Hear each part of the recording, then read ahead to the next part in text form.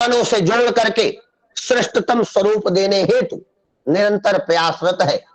CRC Lucknow अपने संपूर्ण team के साथ 24x7 24 घंटे 7 दिन दिव्यांगजनों के कुशल समन्वय, कुशल संयोजन और कुशल सशक्तिकरण हेतु निरंतर प्रयासरत है।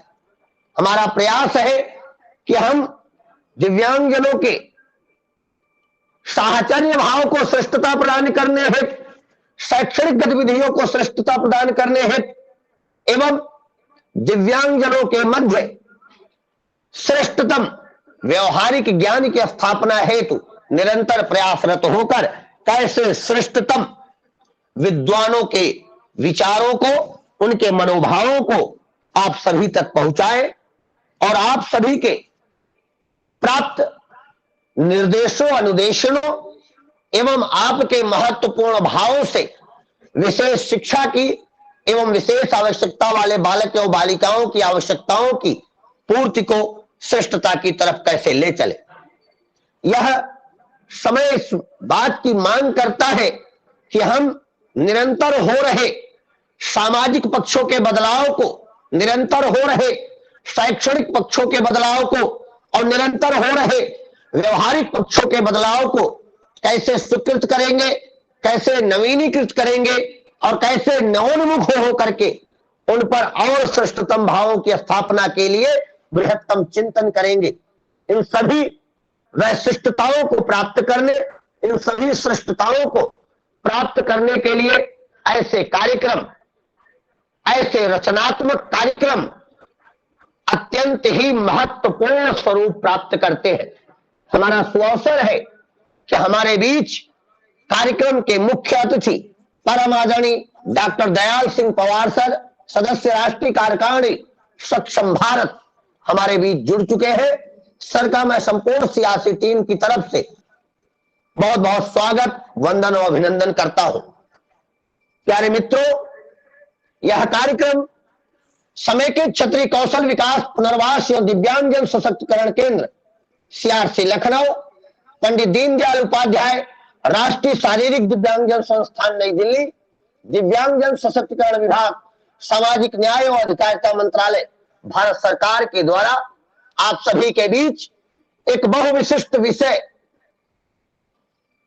विशेष आवश्यकता वाले बच्चों, युवकों और उनके परिवार का सामाजिक समावेशन, अत्यंत ही महत्वपूर्ण विषय और अत्यंत ही महत्वपूर्ण विषय पर अपने महत्वपूर्ण भाव रखने हेतु दो विद्वत मूर्तियों को हम आज सुनेंगे। मुख्य अतिथि के रूप में राष्ट्रीय स्तर पर अपने विराट व्यक्तित्व को स्थापित कर दिव्यांगजनों के लिए एक कुशल संरक्षक, कुशल चिंतक, कुशल विशेषज्ञ के रूप में जाने जाने वाले आज के हमारे मुख्य अतिथि डॉक्टर दयाल सिंह पवार सर को हम सुनेंगे तथा अपने अनुभवों से अनुभवातीत होकर के श्रेष्ठतम भावों को लेकर हमारे बीच मुख्य वक्ता के रूप में भाई वकील अहमद जी, व्याख्याता विशेष शिक्षा, शिक्षा विभाग दिल्ली सरकार हमारे बीच होंगे। हम सभी उन्हें सुनेंगे। आज के कार्यक्रम का समन्वय कर रहे हैं आदरणीय राजीव रंजन सर, सह आचार्य वाक्य एवं श्रवण सीआरसी लखनऊ, विकास मिश्र जी अनुस्तुति ज्ञान एवं चलसूर्णता निदेशक सीआरसी लखनऊ, आदरणीय सविता शुक्ला मैम व्याख्याता सीआरसी लखनऊ, आदरणीय पंकजार्या मैम व्याख्याता सीआरसी लखनऊ।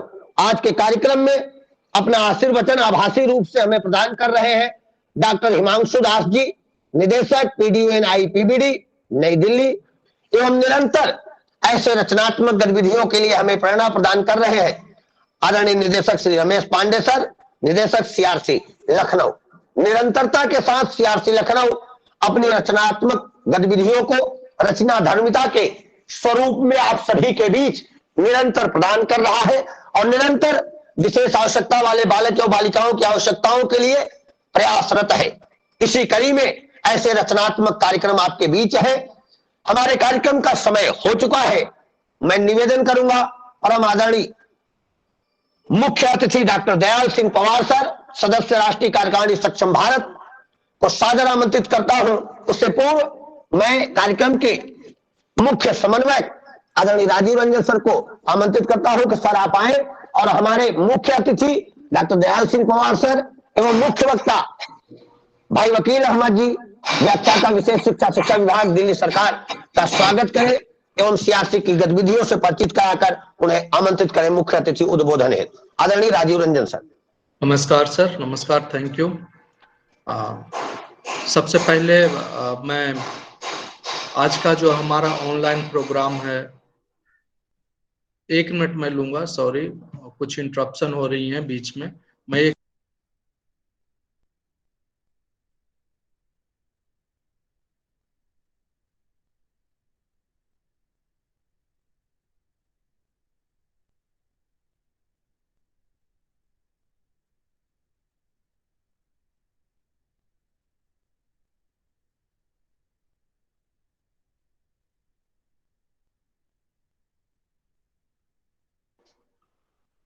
कुछ टेक्निकल खामियां थी, सॉरी फॉर दैट। नमस्कार, वेलकम टू सीआरसी लखनऊ। इस पटल पे आज का जो हमारा कार्यक्रम है, जो ऑनलाइन वेबिनार है, इस पे हम मोस्टली ये हमारा रेगुलर ऑलमोस्ट चलता रहता है। इसके साथ साथ ऑफलाइन प्रोग्राम्स भी हमारे चलते रहते हैं। तो आज का जो सब्जेक्ट है, विषय विशेष आवश्यकता वाले बच्चों, युवकों एवं उनके परिवार का सामाजिक समावेशन।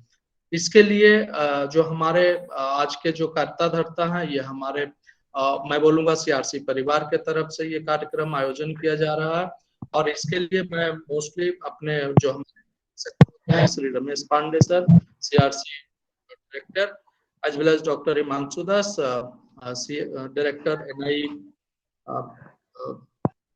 NIPBD, एज वेल एज जो हमारे नेटमेट चेन्नई के भी डायरेक्टर हैं सर, और इनके प्रति हमारे इनके मार्गदर्शन है तो इनका आभार प्रकट करता हूं। और आज के जो हमारे मुख्य अतिथि हैं, मुख्य अतिथि जो हैं sir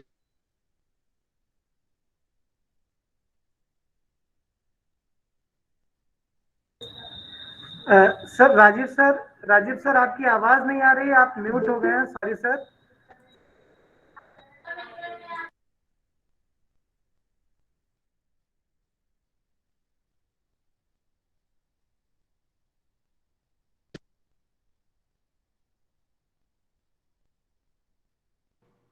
actually technical team, sorry for that, technical team हमें बोलने से मना कर दिए थे उन्होंने, तो सॉरी फॉर दैट। मैं बात कर रहा था कि आज का जो कार्यक्रम है, उनके जो हमारे डायरेक्टर महोदय हैं, अधीन आवाज नहीं आई होगी तो sorry for that, Shri Ramesh Pande sir और डॉक्टर हिमांशु दास, जो कि डायरेक्टर NIPBD देहरादून के भी हैं और हमारे PDU NIPBD के डायरेक्टर हैं। उनके मार्गदर्शन से हम लोग ये सारे कार्यक्रम करते हैं। और जो हमारे ये प्रोग्राम्स चलते हैं, इनमें जो हमारे पार्टिसिपेंट्स हैं, उनके प्रति भी, उनको भी मैं वेलकम करना चाहूंगा, उनके प्रति भी आभार व्यक्त करना चाहूंगा। और जो आज हमारे मुख्य अतिथि हैं और जो मुख्य वक्ता श्री वकील अहमद जी हैं, व्याख्याता हैं विशेष शिक्षा में, शिक्षा विभाग दिल्ली सरकार में। और जो हमारे आज के मुख्य अतिथि हैं वो श्री डॉक्टर दयाल सिंह पवार जी हैं। मैं उनको सादर नमन करता हूं और उनको वेलकम करता हूं आज के प्रोग्राम में। सर राष्ट्रीय कार्यकारिणी सदस्य हैं सक्षम भारत में। आपका सर समय निकाल करके हमारे प्रोग्राम से जुड़ना और हमारे पार्टिसिपेंट्स के बीच में अपने भाव को प्रकट करना, अपने आश्रय वचन को देना और आपके जितने भी एक्सपर्टाइज हैं वो हमारे श्रोतागण से शेयर करना, उसके लिए आपका बहुत बहुत आभार सर, और आपका बहुत बहुत स्वागत है सर इस प्रोग्राम में। और sir Nagesh ji, up to you. Thank you.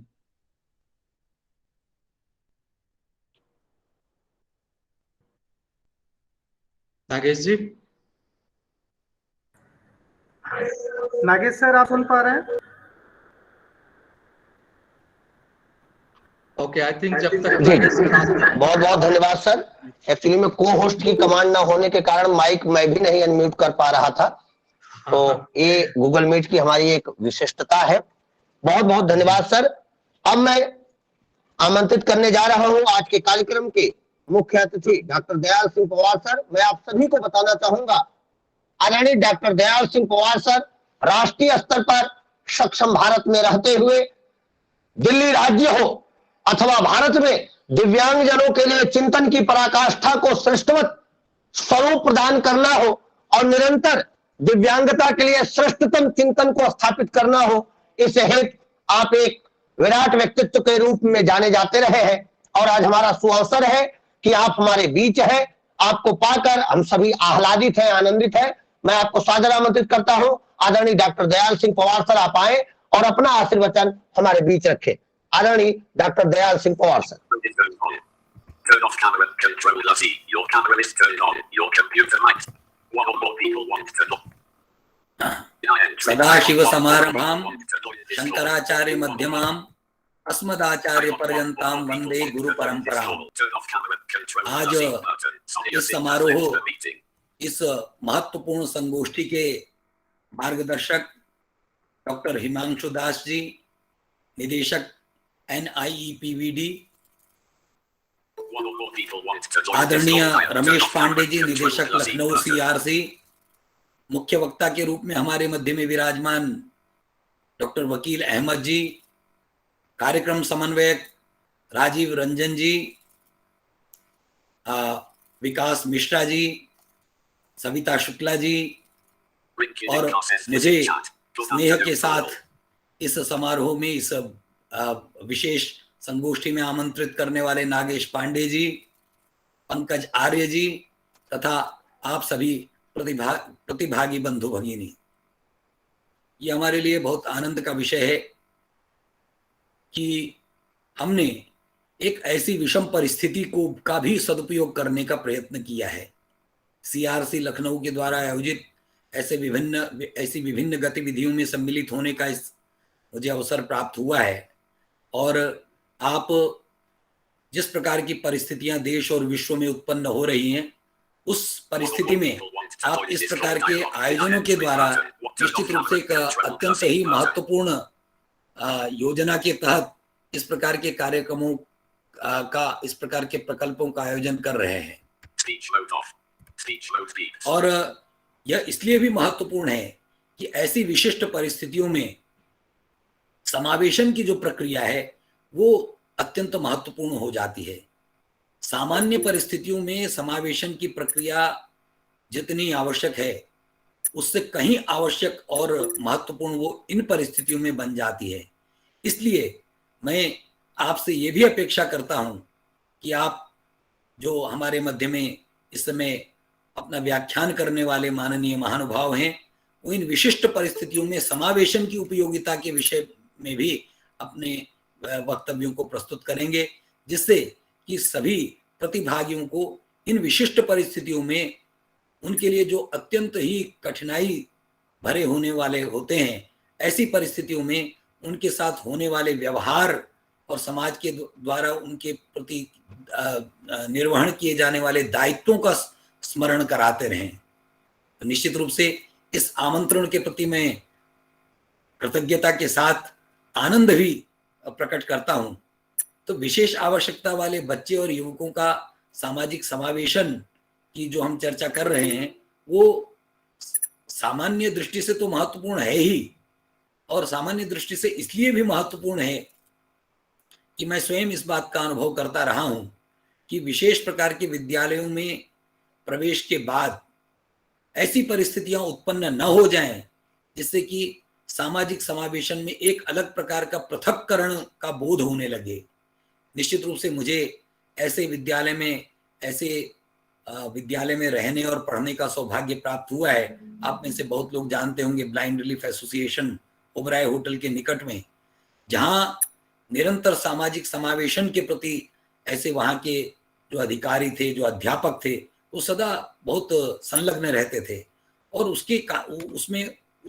इसकी उपयोगिता इस दृष्टि से अधिक बढ़ती थी कि बाहर होने वाली विभिन्न प्रकार की गतिविधियों, प्रतियोगिताओं में विशेष रूप से वो हमको बचपन से भेजा करते थे, जिससे कि हमारा अन्य लोगों से संपर्क स्थापित हो और उस दृष्टि से अन्य समाज में क्या चल रहा है, उस दृष्टि से ऐसे दृष्टिबाधित या जो अन्य बंधु हैं, जो जिनको विशेष आवश्यकता वाले जो अन्य बंधु हैं, वो उसके प्रति जागरूक हो सकें और अपने आप का अपना समाजीकरण, जिसको शैक्षिक भाषा में बोलते हैं, उसको अधिक तीव्र गति से वो समाजीकरण की प्रक्रिया में सम्मिलित हों। तो इस दृष्टि से निश्चित रूप से चाहे बच्चे हों, युवक हों, उन सबकी दृष्टि से ऐसा कहना आवश्यक होगा कि ये जो सामाजिकरण है, ये जो सामाजिक समावेशन है, ये प्रारंभ से ही, माने बाल्यावस्था से ही प्रारंभ हो जाना चाहिए।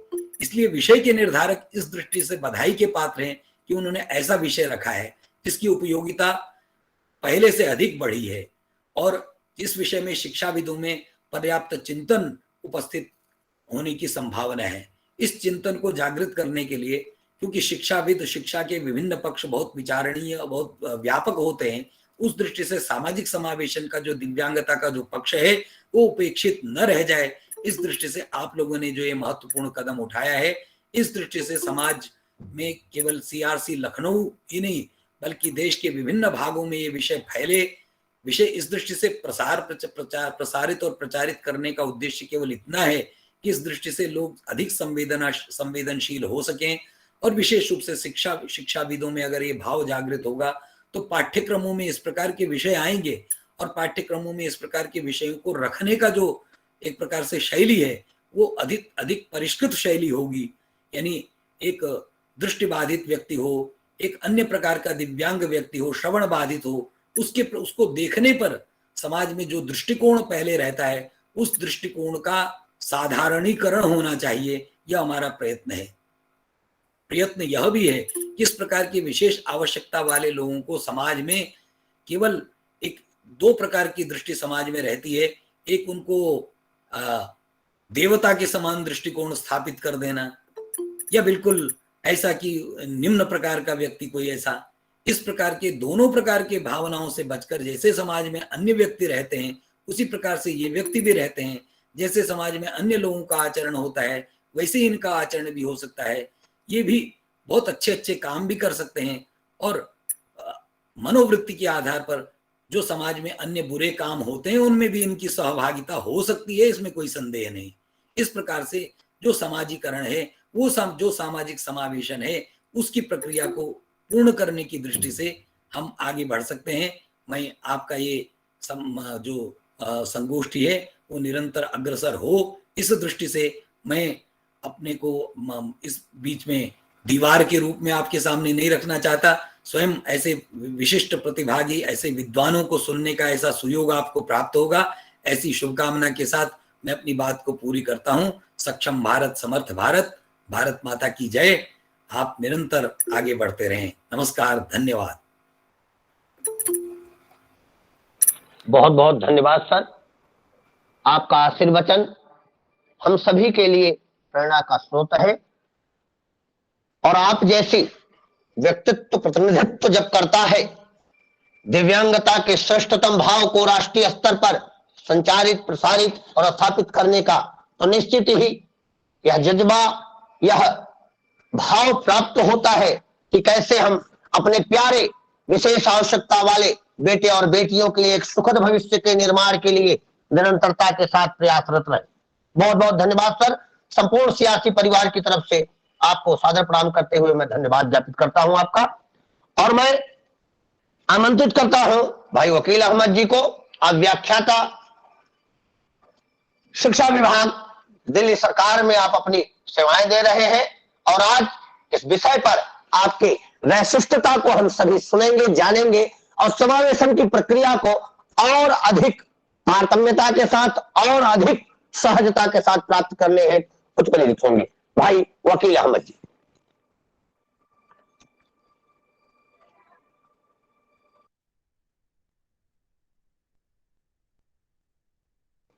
सर आपका माइक म्यूट है सर। वकील साहब को म्यूट कर दिया गया है, एक बार चेक करें प्लीज।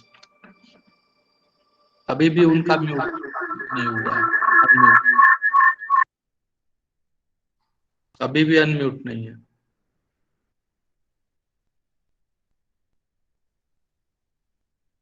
नहीं सर, आपकी आवाज नहीं आ रही है।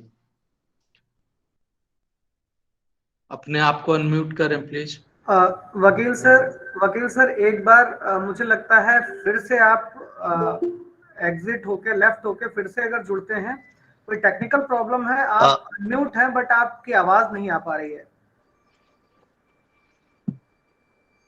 बहुत जल्द ही हमारे व्याख्याता हमारे मध्य होंगे। जी, क्या आप मुझे सुन पा रहे हैं?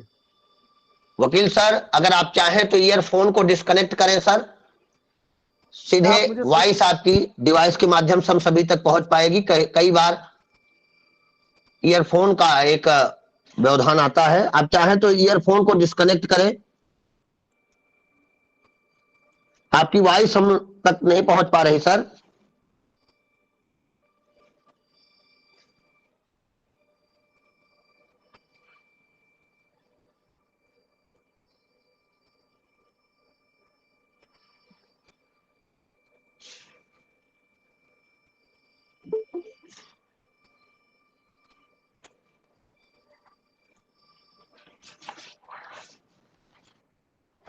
श्री वकील अहमद सर बहुत जल्द ही हमारे बीच, हम उनको सुन पाएंगे।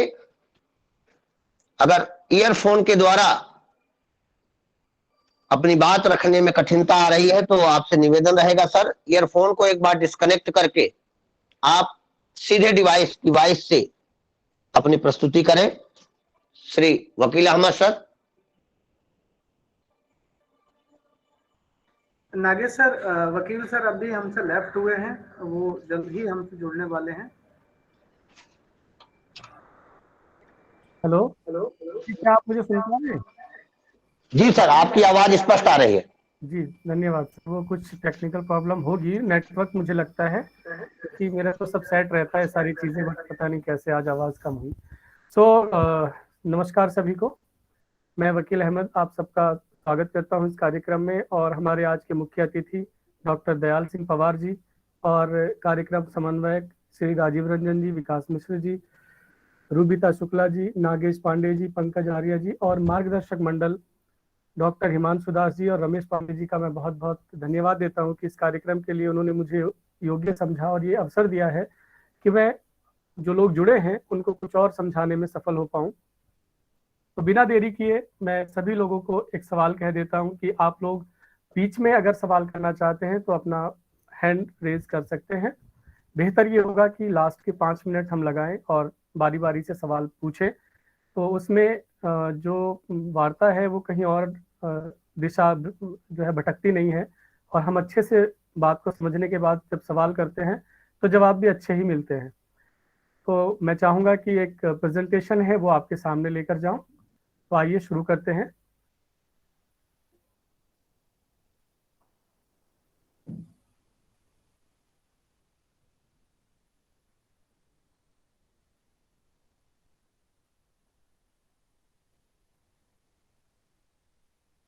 जी, आप मुझे सुन पा रहे हैं प्लीज? जी सर, प्रेजेंटेशन भी आ रहा है और वॉइस भी क्लियर है। धन्यवाद। Please continue sir. जी, तो ये छोटा सा ब्रीफ इंट्रोडक्शन है, सब जानते ही हैं, नाम पता है आप लोगों को। आजकल मैं दिल्ली सरकार में as a lecturer special education के रूप में काम कर रहा हूँ। क्वालिफिकेशन की जहाँ तक बात है तो इस विशेष शिक्षा में मैंने master of education visual impairment में NIPVD देहरादून से किया था, जो तब के समय NIVH कहलाता था। और इसी में मैंने कुछ परीक्षाएं जैसे कि नेट और सीटेट वगैरह तो किया हुआ ही है। साथ में एक वकील भी रहा हूँ इससे पहले, और मीडिया से मैं एक सक्रिय पत्रकार के तौर पर जुड़कर काम करता रहा हूँ। तो ये अनुभव भी मेरे पास है जो शिक्षण को मेरे कहीं ना कहीं एक धार देते हैं और मैं और लोग बच्चों के लिए, उनके अधिकारों के लिए, दिव्यांग लोगों के लिए अच्छे से लड़ पाता हूँ। तो आज की बात शुरू करते हैं। सबसे पहले ये चित्र जो आप सामने देख रहे हैं, प्रांजल पाटिल जी। इत्तेफाक ये हुआ कि अभी 2 सप्ताह पहले 17 दिसंबर को एक दिल्ली में मेला था दिव्यांगजनों के लिए, और इस दिव्यांगजन मेले का उद्घाटन करने के लिए आपकी IAS अधिकारी शाहदरा से DM प्रांजल पाटिल जी आई थी, और ये नेत्रहीन है, तो मुझे अवसर मिला इनको रूबरू होने का। मैंने इनका पिक्चर यहाँ पर इसलिए लगाया है ताकि हम ये समझ सकें कि जो बाधाएं समाज के लोग अपने सामने रखते हैं, दरअसल वो बाधा बिल्कुल नहीं है। वो मानसिक बाधा हो सकती है, शारीरिक तौर पर हमें कहीं ना कहीं डिस्ट्रैक्ट कर सकती है, लेकिन इसका अर्थ ये कदापि नहीं है कि जो सो कॉल्ड सक्षम लोग मानते हैं या जो कुछ सक्षम लोग हासिल कर सकते हैं, जिन्हें सो कॉल्ड सक्षम कहा जाता है, किसी दिव्यांगता की वजह से कोई अन्य व्यक्ति हासिल नहीं कर सकता। तो इस कारण से मैंने इनकी पिक्चर को आगे लगाया, क्योंकि दृष्टि बाधिता मानसिक बाधिता के बाद, मानसिक दिव्यांगता के बाद, मानसिक बीमारी के बाद सबसे बड़ी बाधा होती है, क्योंकि व्यक्ति अपने जहां तक हाथ जा सकते हैं वहां तक ही कनेक्टेड रहता है। इसलिए दृष्टि बाधिता को मैंने सबसे ऊपर रखने की कोशिश की है कि इस बाधा के आगे कोई और बाधा इतनी बड़ी नहीं हो जाती कि हम उसका सामना करते हुए आगे ना बढ़ सके। खैर, टॉपिक की तरफ चलते हैं। आज का टॉपिक, जैसा कि पहले डिस्कस किया जा चुका है, विशेष आवश्यकता वाले बच्चों या फिर युवकों तथा उनके परिवारों का सामाजिक समावेशन। हम विशेष आवश्यकता वाले लोगों का और बच्चों के समावेश की बात तो कर देते हैं, लेकिन परिवार भी उन बच्चों की वजह से समाज में डिस्कनेक्टेड रहता है। और ये मेरे अनुभव में कई बार आ चुका है, मेरे सर्वे में आ चुका है कि ऐसा परिवार के लोग महसूस करते हैं, और समाज के लोग भी कई बार ऐसे परिवारों से कहीं ना कहीं कुछ परसेंटेज में डिस्कनेक्टेड रहते हैं। इंग्लिश में हम इसे कहेंगे सोशल इंक्लूजन ऑफ चिल्ड्रन और adult with special needs and their parents. तो इसमें दो टर्म्स आते हैं इस टॉपिक के अंदर। फर्स्ट है society and the second one is inclusion. समाज को और इंक्लूजन को, दोनों को अलग अलग समझने के बाद ही हमें इसके महत्व को समझने में सक्षमता हासिल होगी। जहां तक समाज की बात है, तो समाज की परिभाषा मैं किसी गूगल से मैंने हासिल नहीं की है, क्योंकि मैं गूगल बाबा की शरण में जाता जरूर हूँ, लेकिन कभी भी मैं कॉपी पेस्ट करने के पक्ष में नहीं रहता। मैं जब तक बात को ना समझ लूँ तब तक आगे बढ़ना मुझे अच्छा नहीं लगता है। और जब किसी को मार्गदर्शन करना हो तो कुछ ऐसी चीजें होनी चाहिए जो एकदम साधारण हो। तो समाज की परिभाषा या समाज मेरी नजर में क्या है, जो मुझे समझ में आया है, a group of people living together with a purposeful gain is called society. लोगों का समूह जो किसी उद्देश्यपूर्ण लाभों के लिए एक साथ रहता है, समाज कहलाता है। तो समाज की परिभाषा में भी एक टर्म आया है, उद्देश्यपूर्ण लाभ।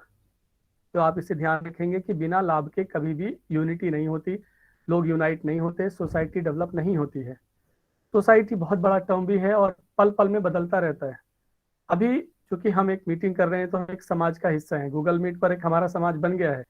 लेकिन अभी जब मैं रोड पर जाऊं तो मैं एक यात्रीगण बन जाऊंगा और यात्रीगण का एक समाज अलग बन जाएगा। बस में यात्रा करने वालों का समाज अलग है, टीचर्स का समाज अलग है। तो यहाँ पर जब समाज का फॉर्मेशन होता है तो समाज पल पल में बदल सकता है, आपका अगला कदम दूसरे समाज में रखा जा सकता है।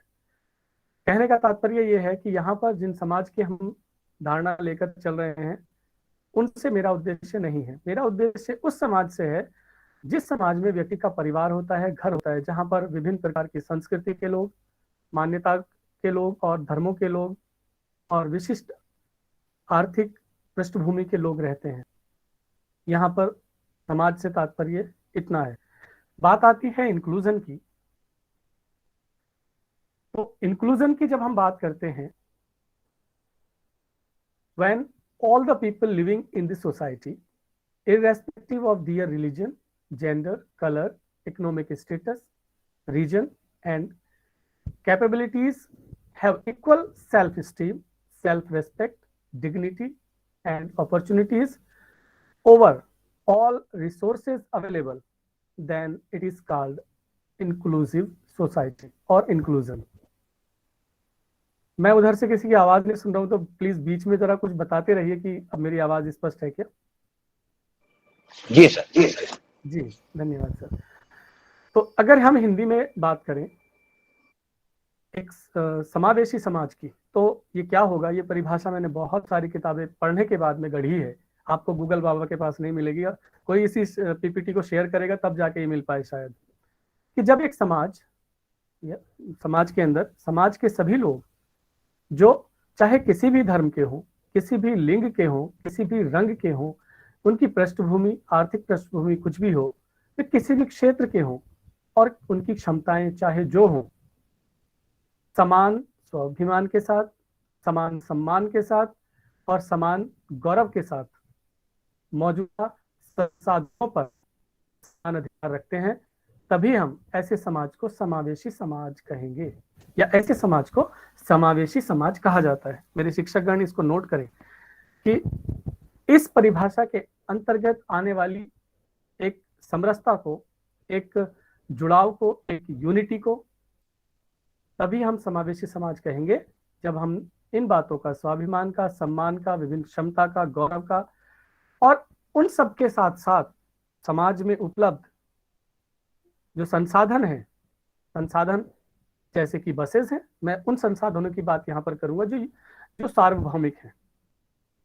सार्वभौमिक से अर्थ होता है जो सरकारी हैं। आज के समाज में जो भारत सरकार के अंतर्गत आने वाले हैं, सार्वभौमिक है, सार्वजनिक है। ऐसे संसाधनों पर सबकी पहुंच बराबर हो, जैसे बसेज हैं, ट्रेन हैं, रेलवेज हैं, पार्क्स हैं, या जो भी आपके मन में आ रहा है, स्कूल्स हैं, हमारे सांस्कृतिक कार्यक्रम हैं, धार्मिक कार्यक्रम हैं, या राजनीतिक कार्यक्रम है, voting system, under the government, यानी सार्वजनिक संपत्ति के अंतर्गत आती है। वहां तक जब बराबर हमारा अधिकार होगा तभी हम ऐसे समाज को समावेशी समाज कहेंगे। इसके अलावा मैंने एक बात और इसमें लिखी है, स्वाभिमान और सम्मान। देखिए, स्वाभिमान के साथ में दूसरे की रेस्पेक्ट जुड़ जाती है, सम्मान के साथ में दूसरे की रेस्पेक्ट जुड़ जाती है, इसलिए यहाँ पर मानसिकता अंतर्निहित है। Your mentality is already connected with this thought. तो इसका आप ध्यान रखें, कहीं पर भी मानसिकता को नहीं छोड़ा गया है, क्योंकि इस पहली शुरुआत वहीं से होती है। अगला सवाल ये आता है कि क्या सोसाइटी और परिवार इंक्लूसिव है? ये हम कैसे पता लगाएं? ये पता लगाने के लिए हमारे पास कुछ सवाल हैं जिनका जवाब हमें ढूंढना पड़ेगा। और पहला सवाल आता है, is family known by the disabled member of the family? क्या परिवार समाज के अंदर, उस परिवार के अंदर मौजूद दिव्यांग व्यक्ति या दिव्यांग बच्चे की वजह से पहचाना जाता है? क्या फैमिली डिसेबल बच्चे को, दिव्यांग बच्चे को डिप्राइव करती है, उसकी पहचान को छिपाती है, उसको नेग्लेक्ट करती है, उसको आइसोलेट करती है? Does disabled child play with other children in the society? क्या हमारा जो दिव्यांग बच्चा है समाज के अंदर दूसरे बच्चों के साथ में खेल पाता है या खेलता है, मिलजुलता है?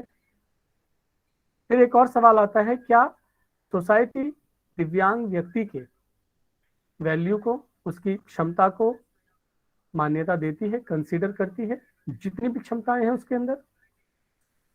एक और सवाल है कि क्या rights of the disabled child और disabled member ensured by the family? क्या परिवार के द्वारा दिव्यांग बच्चे के, दिव्यांग व्यक्ति के अधिकारों को एंश्योर किया जाता है, सुनिश्चित किया जाता है? ये मैं इसलिए कह रहा हूं कि मैंने कई परिवारों में ऐसा देखा है, बल्कि मैं जानता हूं।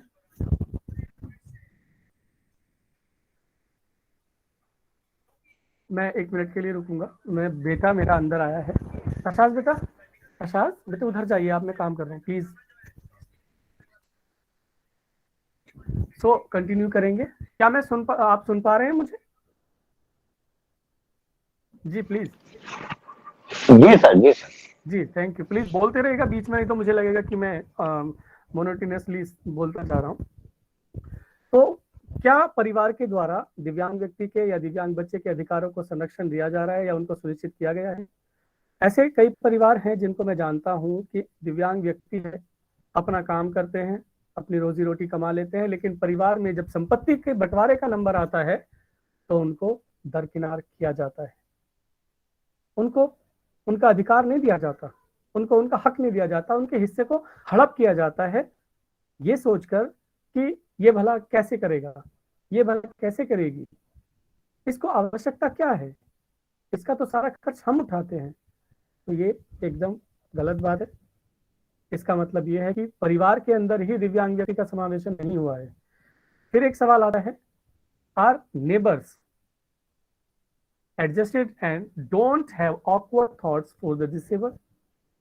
क्या पड़ोसी ऐसे हैं जो एक दिव्यांग व्यक्ति के साथ में एडजस्ट हैं और उनके लिए विचित्र विचार नहीं रखते हैं? और फिर एक और सवाल है, are we still focusing over the disability of the person, कि क्या हम अभी भी दिव्यांग व्यक्ति की दिव्यांगता पर ही ध्यान केंद्रित करते हैं? तो ये कुछ सवाल हैं जो वाजिब सवाल हैं, जिनसे ये सुनिश्चित होता है एक सवाल के जवाब के तुरंत बाद ही कि इंक्लूजन हुआ है, हो रहा है या नहीं हो रहा है। इसमें समाज भी आ जाता है और परिवार भी आ जाता है। तो इनके ऊपर हम डिस्कस करते रहेंगे। आगे चलते हैं कि समावेशन शुरू कहाँ से होता है, वो कौन सी जगह है जहां से समावेशन शुरू होता है। तो समावेशन शुरुआत होती है वहां से वेयर द पीपल लिव, जहां पर लोग रहते हैं, और लोग जहां भी रहते हैं वहीं से समावेशन शुरू होता है। जहां व्यक्ति होता है वहीं उसका समाज हो जाता है। ऐसे में कोई भी व्यक्ति अपनी जिम्मेदारी को दूसरे के कंधे पर नहीं डाल सकता। समावेशन मुझसे शुरू होता है, समावेशन आपसे शुरू होता है, और पहला समावेशन हमारे विचारों से शुरू होता है। मैं जहां हूं वहीं पर समावेशन होना चाहिए। अगर हम घर की सीढ़ियों को सपाट नहीं बना सकते, रैंप नहीं बना सकते, ढलान वाली नहीं बना सकते, तो हमारी बाजुओं में इतना दम होना चाहिए कि हम कानूनों का इस्तेमाल, कानूनों की रक्षा करते हुए, कानूनों का सम्मान करते हुए, जो तरीके हैं, उचित तरीके हैं, उन तरीकों का प्रयोग करते हुए किसी दिव्यांग व्यक्ति को जो चल नहीं पाता हो, उसको हम पहली मंजिल तक, दूसरी मंजिल तक या उसके गंतव्य तक पहुंचाने की क्षमता रखें। पहली बात है कि मानसिकता रखें। Then family is the first place where inclusion starts. अगर हम कॉमनली बात करें कि कहाँ से इंक्लूजन शुरू होता है, तो पहली जगह है परिवार। मैं पहले भी उसी बात पे मैंने फोकस किया कि किस तरह से दिव्यांग व्यक्ति को डिप्राइव किया जाता है। सबसे पहले उसकी संपत्ति को, उसके अधिकारों को हड़प किया जाता है। एक तो वह समाज में कई सारी बाधाओं से जूझने के लिए पहले ही समस्याओं में उलझा रहता है, उसके बाद उसे आर्थिक और मानसिक विचारों से और इसकी शक्ति से उसको छीन बनाया जाता है। बताइए कैसे? और इसमें पहला जो घिनौना काम करते हैं वो परिवार के ही सदस्य करते हैं। सपोर्ट भी बेशक परिवार के सदस्य ही देते हैं। सेकंड है सोसाइटी इज द सेकंड। फिर आती है बात समाज की। समाज हमारे, जितना हमारा परिवार होता है उतने ही और लोगों को मिलाकर अगर हम करें तो समाज की छोटी इकाई बन जाती है। परिवार हालांकि सबसे छोटी इकाई है समाज की, जो कि समाज शास्त्र ने निर्धारित किया है, लेकिन परिवार शब्द में जिस सोसाइटी की हम बात करते हैं वो सोसाइटी नहीं आती, एक इकाई है। लेकिन जब हम समाज की बात करते हैं तो अपने चारों तरफ के 4 और घरों को कम से कम मिला देने से एक समाज बन जाता है, जितने से हमारा काम चलता है, जिनसे हम सुख दुख, सीखना समझना सब शेयर कर सकते हैं। तो समाज दूसरा है। बेशक अगर हम परिवार की बात करें तो परिवार में कौन लोग जिम्मेदार हैं? सबसे पहले उनमें आते हैं पेरेंट्स, फिर भाई बहन, और तीसरे नंबर पे आते हैं आपके रिश्तेदार। रिश्तेदार में चाचा ताया जो नज़दीकी रिश्तेदार हैं, फिर बुआ मौसी जो थोड़े नज़दीक के हैं, और फिर आपके और रिश्तेदार आ जाते हैं जो दूर दराज के होते हैं। तो पहली जिम्मेदारी पेरेंट्स की है, इसको हम नकार नहीं सकते हैं। सेकेंडली अगर हम सोसाइटी की बात करें तो सोसाइटी में जो जिम्मेदार लोग होते हैं उनमें हमारे पड़ोसी होते हैं। पड़ोसियों में जो सबसे बड़ी जिम्मेदारी बनती है वो है दोस्तों की। दोस्त किसके? वही पेरेंट्स के, मेरे भाई बहन के, यानी दिव्यांग व्यक्ति के भाई बहनों के, क्योंकि यहीं से समरसता और समावेशन की मजबूत कड़ियां जुड़ना शुरू होती है। And the third one is educated people. समाज के जो शिक्षित लोग हैं उनकी जिम्मेदारी बनती है कि वो समाज का हिस्सा होने के साथ दिव्यांग व्यक्ति को आगे लाने के लिए, उसके उत्थान करने के लिए, उसको शक्ति, ऊर्जा, रास्ता दिखाने के लिए आगे आना चाहिए। क्योंकि ये बात सभी को पता है कि जानकारी ज्यादा होना अपने आप में सक्षमता की तरफ ले जाने वाली बात होती है। कम पढ़े लिखे लोग या अशिक्षित लोग उतनी दूर तक नहीं सोच सकते, उतने अधिकारों को नहीं पहचान सकते जितने कि एक शिक्षित व्यक्ति के पास होते हैं, जितना कि एक शिक्षित व्यक्ति कानूनों के साथ साथ अपने अधिकारों को पहचानता है। और हमें एक बात और नहीं भूलनी है कि स्कूल जो है वो समाज का एक छोटा प्रतिरूप है। School is the model of the society. तो अगर हम समाज को अच्छे से बनाना चाहते हैं तो स्कूलों की जिम्मेदारी बढ़ जाती है। मैं एक घटना यहाँ पर जिक्र करना चाहूँगा, हालांकि ये बहुत पर्सनल है लेकिन मैं बिना नाम के शेयर कर रहा हूँ यहाँ पर। प्रोफेशनलिज्म में थोड़ा सा ऐसा करना नहीं चाहिए। एक बार मेरे बच्चे का एक एडमिशन नहीं हो रहा था और उस बच्चे के एडमिशन की मैंने रिपोर्ट बनाई। दिव्यांगता प्रमाण पत्र बच्चे के पास नहीं था और वो बच्चा निश्चित तौर पर दिव्यांग बच्चा है। एडमिशन के लिए जब बच्चा आता है तो हमारे एडमिशन इंचार्ज थोड़ी सी आनाकानी करते हैं और वो उसके फार्म को दबा के रख देते हैं। मुझे पता चलता है तो मैं अपने पास बुलाकर टेस्ट करता हूँ और टेस्ट रिपोर्ट लगाने के बाद में उसका डायग्नोसिस वगैरह और उसकी जांच वगैरह करने के बाद में उसको दे देता हूँ। मेरी रिपोर्ट के बावजूद भी बच्चे को 6-7 महीने तक घुमाकर एडमिशन नहीं दिया जाता। ऐसे में मैं थोड़ा सा आउट ऑफ द वे जाकर के बच्चे के एडमिशन की बात शुरू करता हूँ। तो मैंने सीधे ही अपने प्रिंसिपल सर से बात की कि भाई आप थोड़ा सहयोग करें इसमें, लेकिन उन्होंने सहयोग करने की बजाय और उसको और कई सारे सवाल कर लिए कि इसमें दिव्यांगता सर्टिफिकेट नहीं है, इसके पास ये नहीं है, इसके पास ये नहीं है। तब मैंने कहा सर ये सारी चीजें ऐसा नहीं कर सकते आपकी, अगर दिव्यांगता प्रमाण पत्र नहीं तो आप बच्चों का एडमिशन लेने। First the child is child, ये उसका राइट्स है। बोले कि एज ज्यादा हो गई है। अब एज ज्यादा है तो मैंने रिपोर्ट लगाई कि भाई ये दिव्यांग बच्चा आपको अगर लगता है सक्षम है तो फिर आप कैसे करेंगे बताइए। बहरहाल आनाकानी वाली बात रही। मैं भी थोड़ा मैंने छोड़ा कि शायद कुछ दिन में इनको समझ आए, लेकिन ऐसा हुआ नहीं। और फिर उसके बाद मुझे कानून शब्द का इस्तेमाल करना पड़ा और ये बात जब हमारे एचओएस सर के कान में गई तो उन्होंने फौरन फाइल पे साइन किए और दूसरे तीसरे दिन एडमिशन हो गया। क्योंकि मैं अपने बच्चों के लिए, अपने इन दिव्यांग बच्चों के लिए, मैं सिर्फ दिव्यांगता की बात ही नहीं करता हूँ, किसी के भी अधिकारों के लिए, जहाँ किसी के अधिकारों का हनन होता है मैं उसके लिए लड़ने को तैयार हूँ। यानी मैं I am the part of the school and school is the model of the society. तो अगर मैं स्कूल का पार्ट हूँ, as a teacher, as a manager, as a principal, as a student of big class, तो मुझे आगे आना चाहिए, थोड़ी सी समस्याओं को उठाना चाहिए, तब जाकर हम कई सारे लोगों को बहुत सारे पाठ पढ़ा सकते हैं। तो शिक्षक गण का यहाँ पर डेयरफुल एक्शन, डेयरफुल स्टेप्स बहुत काम करेंगे। उनको हिम्मत से काम लेकर कानून को पढ़ते हुए आगे बढ़ना चाहिए। RPWD एक्ट मैं कहूँगा कि आप सभी लोग शब्दशः पढ़ें, कहीं नहीं समझ में आता तो बहुत सारे यूट्यूब से उनको भी पढ़ें। खैर आगे बढ़ते हैं। Who need to take cognizance? अगर समाज के अंदर हनन हो रहा है किसी के अधिकारों का या समावेशन की प्रक्रिया धीमी है या रुक गई है, तो कौन व्यक्ति हैं जो इसको संज्ञान लेकर आगे आ सकते हैं या आना ही चाहिए? मैं तो कहूंगा कि आना चाहिए। ऐसा नहीं कि रोज रोज आना चाहिए। अगर आप महीने में सिर्फ 1 घंटे के लिए, एक दिन में 1 घंटे की भी कोशिश करेंगे तो मैं निश्चित कह सकता हूं कि हमारा देश, हमारा समाज एक बेहतर समाज की तरफ चला जाएगा। तो पहली बात है कि जो हमारी सोसाइटी के शॉपकीपर्स होते हैं, आसपास के जो छोटे दुकानदार होते हैं, ऐसे दुकानदारों से हम बात करें कि वो हमारे ऐसे बच्चों के साथ में जो दिव्यांग है या उनके परिवार के लोग हैं, उनके साथ थोड़ी समरसता और ज्यादा बढ़ा दें, उनसे थोड़ा प्यार से बातें करें और उनको बार बार उस बच्चे के बारे में बताएं जो बच्चा दिव्यांग है, कि उस बच्चे को तो आप आगे ला सकते हैं।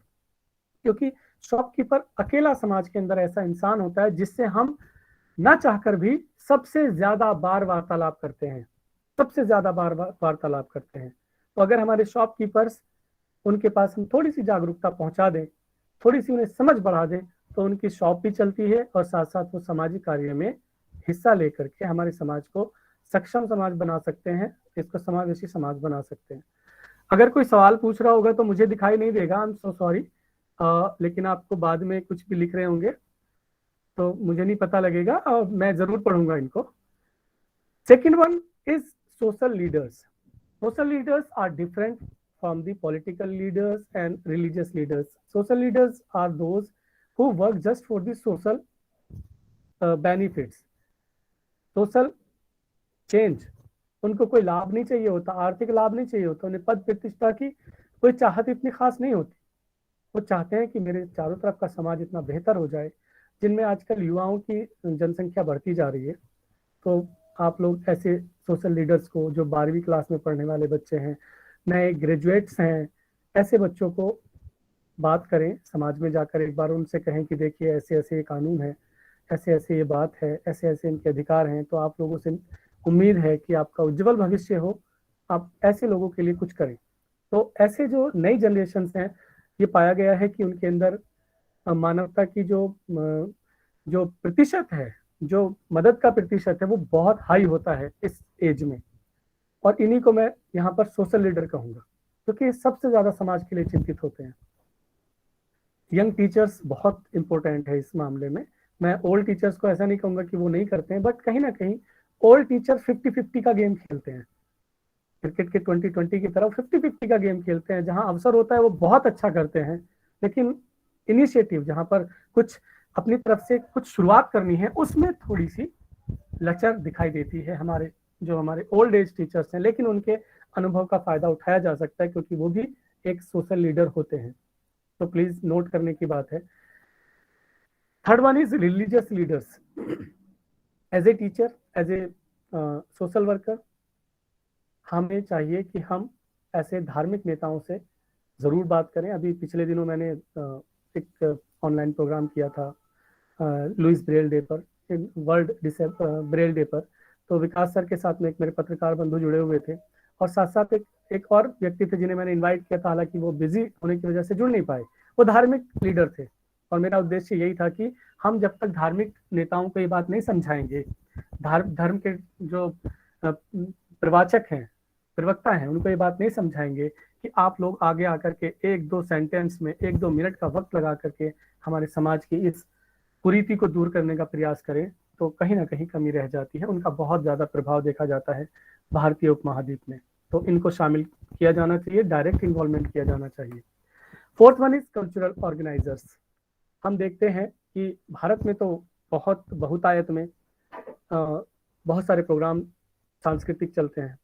सांस्कृतिक प्रोग्राम जैसे कि कोई पार्टी करती है, कुछ सामाजिक लोग करते हैं, टीचर्स के प्रोग्राम होते हैं, और हमारे किसानों के प्रोग्राम होते हैं। बहुत सारे त्यौहार तो हमारे इसी बेस पे हैं कि वो कल्चरल हैं, सांस्कृतिक हैं। तो ऐसे प्रोग्राम्स के लिए हमें अपने स्कूलों से, अपने घरों से निकालकर बच्चों को उसमें 2 से 3 या 5 मिनट का समय जबरदस्ती मांग कर खींचना पड़ेगा। अभी हम ऐसी कंडीशन में ही हैं, और हमें इस बात के लिए आगे आकर काम करना चाहिए, उनको हमें शामिल करना चाहिए। लोकल बॉडीज जैसे कि ग्राम प्रधान, वार्ड मेंबर्स, और साथ साथ अगर हम नगर पालिका की बात करें तो आपके अध्यक्ष हो सकते हैं। उनको छोटी छोटी बात में भले फोन पे रखें, उनका नाम लिस्ट में हमेशा डालें। ये भी हमारी न सिर्फ अवेयरनेस होगी, बल्कि मजबूत इंक्लूजन की तरफ, इंक्लूसिव सोसाइटी की तरफ एक कदम होगा। एक बार फोन पे बात कर उनसे मिलकर, चिट्ठी भेजकर, लेटर भेजकर हमें ये काम करना चाहिए। और ये सिर्फ संस्थाएं नहीं करती हैं। अगर मैं समाज का एक शिक्षित व्यक्ति हूँ, समाज का एक जिम्मेदार व्यक्ति हूँ, मैं एक दुकानदार हूँ, तो मैं एक चिट्ठी लिख सकता हूँ उनके नाम, और उनसे उनका 2 मिनट का समय मांग सकता हूँ। इसके लिए कोई सरकारी व्यक्ति होने की आवश्यकता बिल्कुल नहीं है। इसके लिए बस जरूरत है एक इच्छा शक्ति की। अगर हम बेहतर समाज बनाना चाहते हैं तो ये इच्छा शक्ति आपको एक कलम से कागज तक उतारने के साथ साथ बहुत आगे भी लेकर जाएगी, और समाज का एक जिम्मेदार व्यक्ति बनाकर आपको गर्व के साथ जीने का एक आधार भी देगी। तो आप इनको जरूर शामिल करें। टीचर्स के लिए बहुत इंपॉर्टेंट है।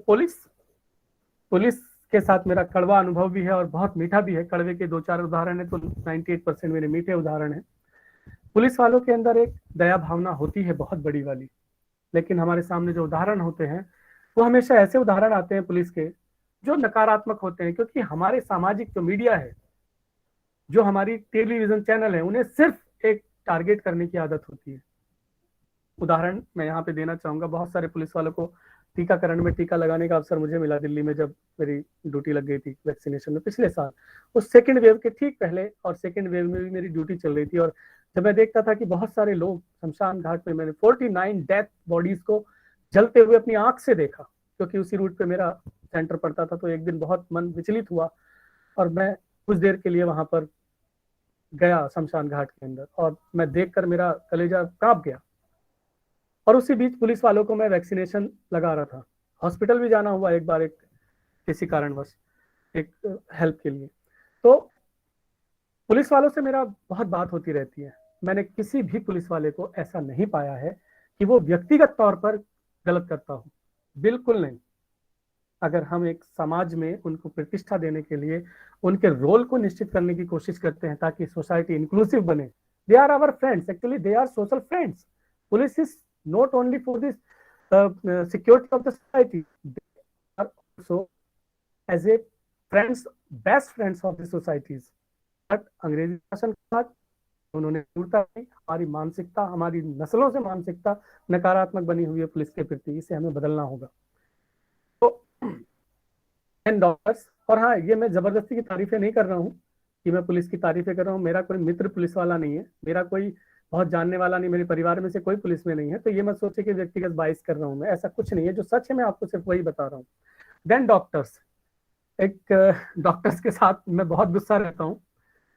सर आप सुन पा रहे हैं मुझे कि मैं सिर्फ बोले जा रहा हूँ? प्लीज कंफर्म कीजिए। जी सर, आवाज आ रही है। Thank you very much. Then doctors, मैं डॉक्टर से जब मैंने बात की कई दिव्यांगताओं के बारे में, मैंने कैसे उनमें से बात की, तो मैंने उनसे ये पूछा कि अगर कोई बच्चा आपके पास ऐसा आता है जिसको बचपन में आंखों की दिव्यांगता की तरफ बच्चा जा रहा है, या आंखें कमजोर हैं, या उसको पैरों में दिक्कत है, या फिर वो बच्चा किसी और कारणवश ऐसी बीमारी में है जो उसके मम्मी पापा से किसी और बच्चे को हो सकती है, तो आप ऐसे में क्या सजेस्ट करते हैं उनको? क्योंकि वो तो चाइल्ड है। क्योंकि अमेरिका में, फिनलैंड में और कई वेस्टर्न और ईस्टर्न कंट्रीज में ये होता है कि डॉक्टर्स प्रिस्क्रिप्शन में लिखते हैं कि teachers should do this and that, कि टीचर्स को ये करना है। चाइल्ड नीड बेड रेस्ट, उसको आराम की आवश्यकता है, so teacher need to minimise the workload of the education of teachings. लेकिन हमारे भारत में तो ऐसी कोई प्रिकॉशन नहीं देता, कोई ऐसी सजेशन नहीं देते डॉक्टर्स। वो नीचे लिखते ही नहीं है कि consult with your special education teacher, कहीं नहीं लिखा जाता। तो डॉक्टर्स तक मेरी ये बात पहुंची, कई से डिस्कस करने के बाद पता लगा कि उनको कई सारी बातों के बारे में नहीं पता है, ब्रेल जैसे शब्द है वो जानते ही नहीं है। तो इस तरफ भी हमें उनको सम्मिलित करना पड़ेगा, क्योंकि वो बहुत सारी बातें जानते हैं और डॉक्टर का अच्छा प्रभाव है, सकारात्मक प्रभाव है समाज के ऊपर, तो हम इसको जरूर शामिल करें। देन फ्रेंड्स की बात पीछे हो चुकी है, फिर भी मैं ये कहूंगा कि फ्रेंड्स को आप अपने हर खुशी और गम में ना चाहकर भी और उनके ना चाहते हुए भी खींच लीजिए, क्योंकि उन पर आपका अधिकार है। और अगर वो सही होते हैं तो उनका भी परिवार अच्छे से आपसे कनेक्ट होगा, हमारे बच्चों के साथ जुड़कर आगे बढ़ेगा। वो अपने परिवार को की थॉट्स को, क्योंकि उनके अंदर भी ये चीज होती है, नकारात्मक विचार होते हैं कई दिव्यांगताओं को लेकर। भारतीय परंपरा में तो कई कारणों से होते हैं, मैं उन तरफ नहीं जाना चाहता। Then employers, this is the most important word, employers. अभी मैं इसके बारे में जांच कर रहा था।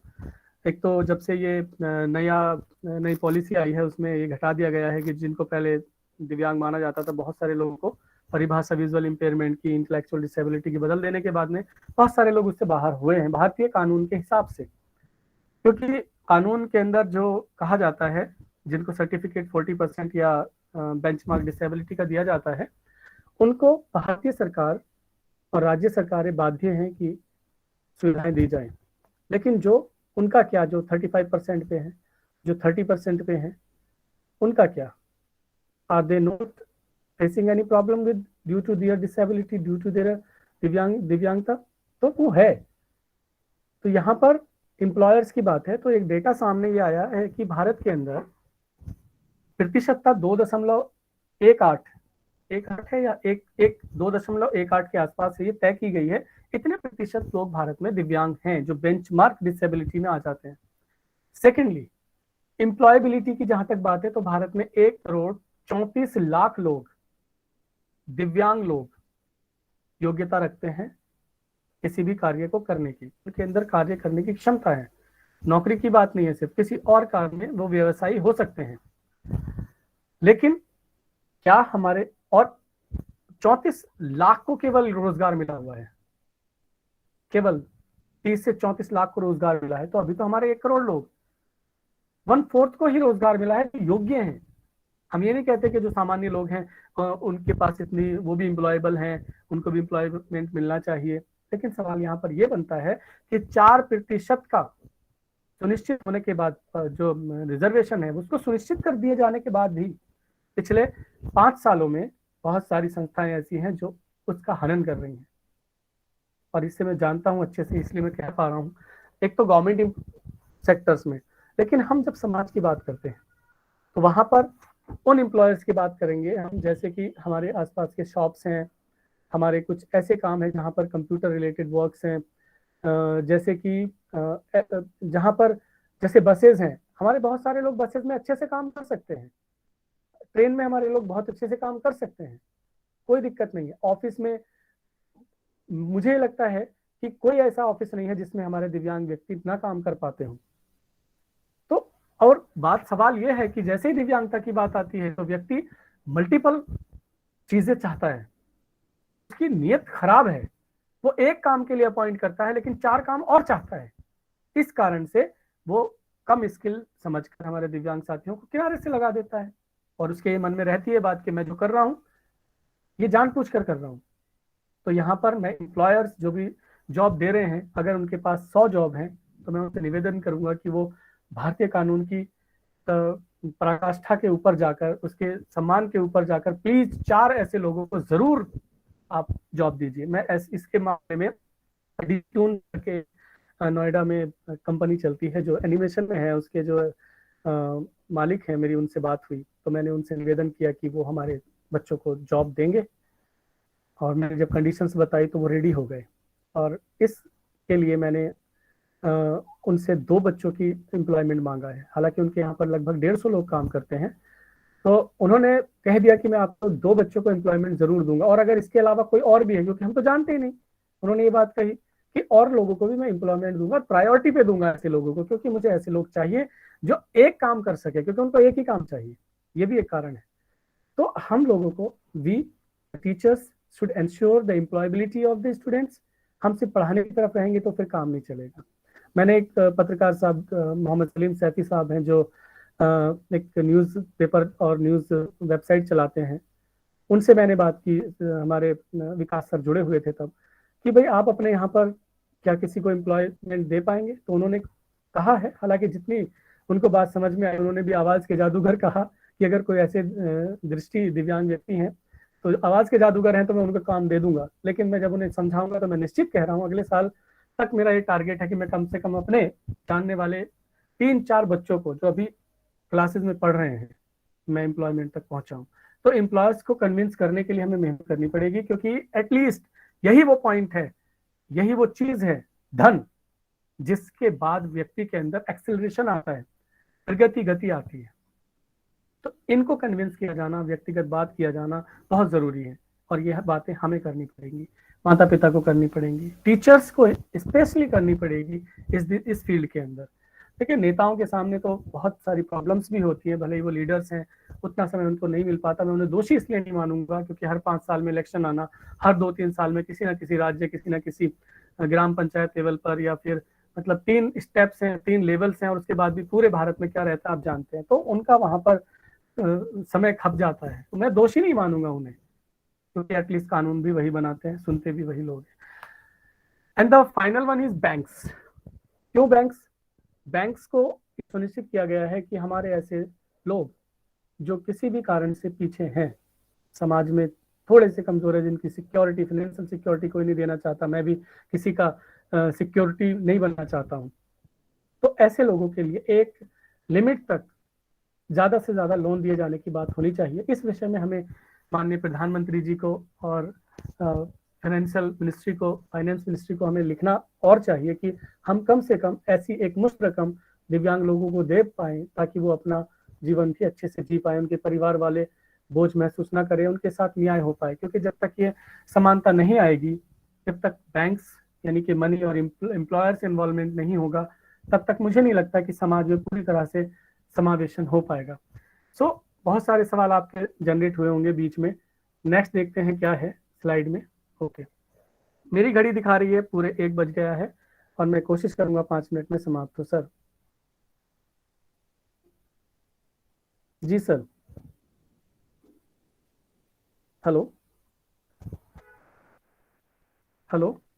जी sir, please continue sir, please continue sir. Thank you Nagesh sir, ji.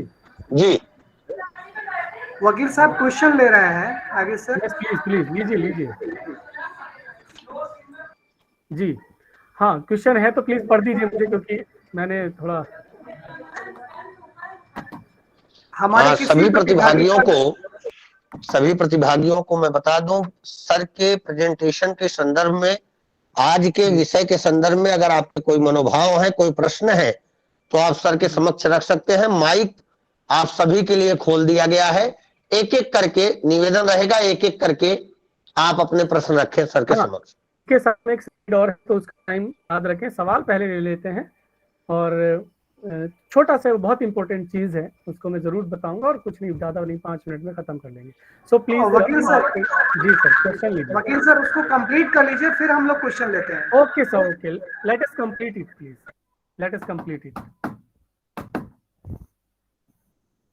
Okay, so now we move to what shall be the return of the social inclusion। सबसे बड़ा सवाल ये है, लोग कहेंगे कि बहुत मेहनत करने के बाद जब एक निराशा होती है, तो एक सवाल आता है, अरे छोड़ो ना इसे, जाने दो, क्या मिलेगा इससे। लोग भी कहते हैं, अरे जाने दो, किसके चक्कर में पड़े हो यार।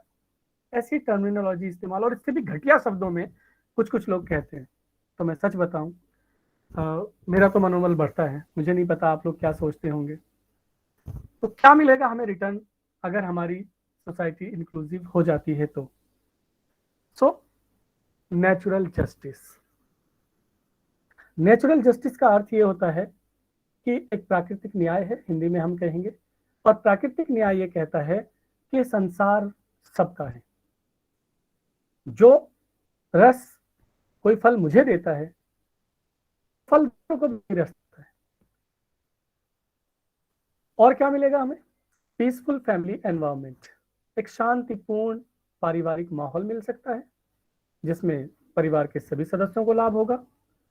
देन सपोर्टिव सोसाइटी, हमारा समाज ऐसा सपोर्टिव हो जाएगा, जिसकी चर्चा हमारे प्रधानमंत्री जी ने वर्ष 2014 में 14 नवंबर को की थी, मोदी जी ने, और जिक्र किया था जापान का। कहा था उन्होंने कि जब बच्चे स्कूल जाते हैं तो वहां के पेरेंट्स बच्चे को छोड़ने स्कूल नहीं जाते, बल्कि वो अपने अपने दरवाजे पर खड़े होते हैं और बच्चा स्कूल तक पहुंच जाता है। यानी दूसरे के ऊपर इतना भरोसा है कि मेरे बच्चे को अगर कोई कहेगा तो सही रास्ते पर ही लाएगा। तो ये इंटरडिपेंडेबिलिटी जब आएगी तो समाज, सोसाइटी जो है वो सपोर्टिव हो जाएगी। ये हमें सोचना पड़ेगा। ये इंक्लूजन का बहुत बड़ा फायदा है। Second and then third, higher success rate होगा। आज हम चिंतित रहते हैं, बड़े बड़े लोग चिंतित रहते हैं, बड़े बड़े पदों पर बैठे हुए अधिकारीगण चिंतित रहते हैं, मेरा बेटा क्या करेगा, क्या मेरे बेटे के लिए एक समाज ऐसा है, क्या ऐसी नौकरियां हैं, क्या ऐसे संसाधन हैं जिनके ऊपर बैठकर मेरा बच्चा अपना जीवन सुखी तौर पर गुजार पाएगा। तो ये संभव होगा इंक्लूसिव सोसाइटी से। जब इंक्लूजन आएगा तो फिर पैसे का जो बंटवारा है भारत में, 20% लोगों के पास, 10% लोगों के पास 90%, 80% पैसा, और बाकी के पास बचा हुआ पैसा।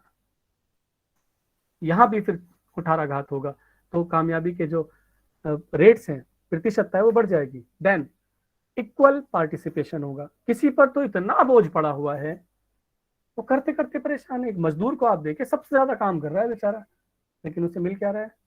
कुछ। ऊपर से किसी किसी को तो हाशिए पर डाल दिया जा रहा है, चलिए आप साइड रहिए, बाई साइड हो जाइए, उसको आगे आने नहीं दिया जा रहा। कई सारी बातें आती हैं, अखबारों में पढ़ने से पता लग जाता है, टेलीविजन पे भी देखने से पता चल जाता है कि इक्वल पार्टिसिपेशन इंश्योर नहीं है। कारण यही है कि हमारी सोसाइटी जो है वो इंक्लूसिव नहीं है। And social emotional safeguard. आज अगर किसी को ह्यूमिलेट करना हो तो एक बड़ा सीधा सा जुमला होता है। क्या होता है? अरे चलो, तुम है कितने दिन के? अगर उम्र में हो, पैसे में, अरे तुम है किस खेत की मूली? पैसे की अगर बात आ गई, तो बात सम्मान की आ गई, तुम हमें जानते नहीं हो हम कौन हैं। तो ये जो चीजें हमारे समाज में हैं, जनरल लोगों के साथ भी है। और अगर हम दिव्यांगता की बात करें तो उनको तो समाज के अंदर पहले से चले आ रहे बहुत सारे सेंटेंसेस, बहुत सारी कहावतें, नजरें, उनको बेचारों को दबाती है। वो पढ़ लेते हैं, तुम क्या सोच रहे हो उनके बारे में, और यही आदत उनके अंदर ऐसी आ जाती है कि कोई अगर उनके बारे में अच्छा भी सोचता है तो वो उनको वैसा ही परसीव करते हैं जैसा कि उनके साथ दुर्घटित होता रहता है। सो इंक्लूजन जब आएगा तो हमें अपने जो इमोशंस हैं, अपनी जो भावनाएं हैं, उनको भी सुरक्षा मिलेगी और हमारे सामाजिक जीवन को भी सुरक्षा मिलेगी। देन नेशनल इंटीग्रेशन होगा। तब अभी जो तक बात कर रहे हैं कि तमिल वाले अलग बात करते हैं, वेस्ट बंगाल वाले अलग करते हैं, पंजाब वाले अलग करते हैं, कश्मीर वाले कुछ अलग करते हैं, ठीक है, कोई किसी भाषा पे अकड़ कर बैठा है, कोई किसी सोच पे अकड़ कर बैठा है। तो ये इसी वजह से है कि अभी हमारी सोसाइटी में इंक्लूजन नहीं है। तो नेशनल इंटीग्रेशन कैसे? तो नेशनल इंटीग्रेशन को मजबूत करने के लिए हमें जरूरत है कि हम सोसाइटी को एक अंग के तौर पर अपना कर्तव्य मान करके इंक्लूसिव बनाए, not only for the disabled, it should for all the people. लेकिन शुरुआत हम यहाँ से कर सकते हैं, क्योंकि जब ये लोग इंक्लूसिव हो जाएंगे तो बाकियों को शर्म भी आएगी, क्योंकि वाइस वर्सा और रेट्रोस्पेक्टिव इम्पैक्ट होता है इन घटनाओं का। सो द नेक्स्ट, तो टारगेट यही है कि हम सब साथ मिलकर आए, किसी भी रंग के हों, किसी भी कद काठी के हों, तब हमें ये मिलेगा। And finally the beautiful world is for all. संसार की खूबसूरत दुनिया सभी के लिए है। अगर मैं किसी को रोकता हूँ किसी जगह उसको पहुंचने से, तो ये बिल्कुल गलत है, यही अन्याय है नेचुरल जस्टिस के प्रति।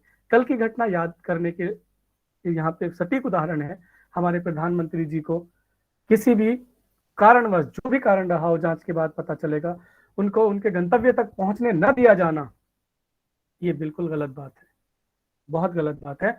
तो इस खूबसूरत संसार में चूंकि ये सबका है, सभी को कहीं तक भी जाने का अधिकार होना चाहिए, और ये होगा जब हम इंक्लूसिव हो जाएंगे। एंड नाउ,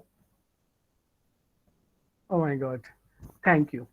सो मेरी तरफ से जितना कुछ भी था, जो भी था, ये मैंने किया है, और ये सारा कुछ बिना कॉपी पेस्ट, बिना गूगल बाबा से कॉपी पेस्ट किए हुए हैं।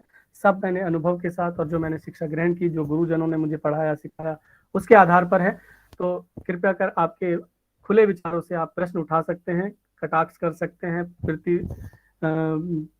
प्रति आलोचना कर सकते हैं, आलोचना कर सकते हैं, तो आप फ्री हैं। So now come to the final point, the questions. So Vikas sir and Nagesh sir, now मैं अपने प्रतिभागियों को आमंत्रित करता हूं कि आप अपने प्रश्न सर के समक्ष रखें।